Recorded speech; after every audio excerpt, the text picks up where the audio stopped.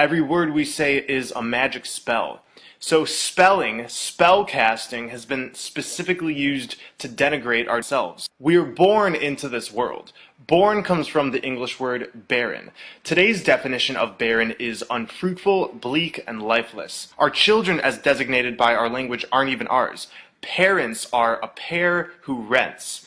Our governments, especially our courts, don't treat a parent's right to control and direct the upbringing of their child as a fundamental liberty. We're forced from a young age through many types of indoctrination, and our parents are helping in this process. Look at the word childhood. A hood is used to cloak and hide. The etymology of children is chill and dren. Chill means cold. Dren is a name meaning a strong and healthy individual. So children are strong individuals who must be chilled, made cold. Stay with me, this will all come together. In Ballantyne's 1948 Law Dictionary, the term human being says sea monster.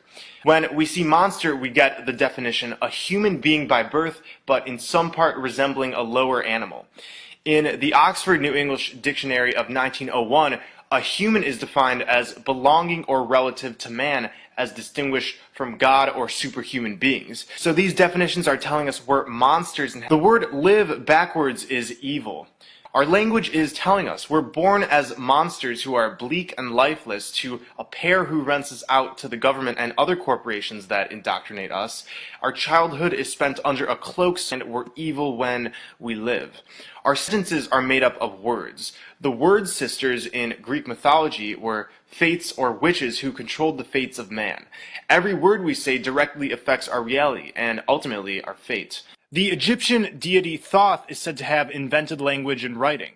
The original purpose was to use words for magic.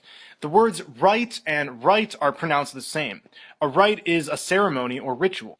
Whenever we're writing with words or speak, we're initiating a ritual. Books contain chapters. A chapter often refers to a sect of a secret society or religious order. To page someone is to summon them. Pages in books made of words are summoning things to enslave or imprison our souls. The word grammar comes from the French word grammaire or grimoire.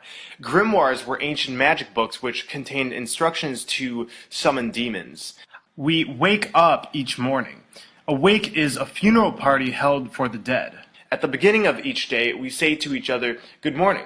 Mourning is what you do when you're sad for the loss of someone or something, by calling it a good morning. It's pretty masochistic if you ask me.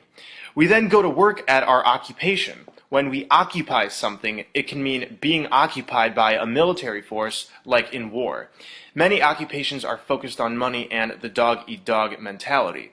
The dollar bill comes first before the environment or even each other. Therefore, we are committing war against each other during each day we work our occupation. We are the military occupiers. An urn is for the ashes of the dead. For the average 9-to-5 worker, it would have to be one of the weekdays in order to earn a living. I agree, you would have to be in a weekdays to earn a living. During the week, we become weaker and weaker until finally it's the weekend, and we have become weakened. Somebody or something who is weakened has no power. And during the weekend, many of us turn to drink alcohol. Alcohol comes from the Arabic word al-kul, which is a body-eating spirit. It's also the source of the word ghoul. We drink booze or booze. Booze are synonymous with spirits who scare you, but what can you expect when you're drinking spirits? Alcohol has always been a medium for entities to flow through, and the effects in part demonstrate this.